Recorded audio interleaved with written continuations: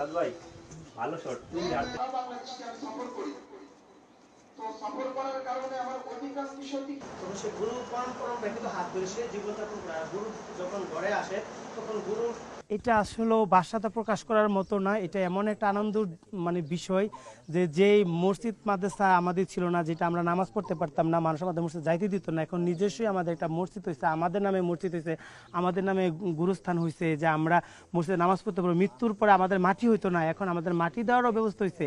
এটা অনেক একটা ভালো লাগার বিষয়। এই অনুভূতি ভাষায় প্রকাশ করার মতো না। এটা সৃষ্টিকর্তা আসলে আমাদের নিজের হাতে দিয়েছে। তোমরা যেটা ভাবতেছো ওইটা না।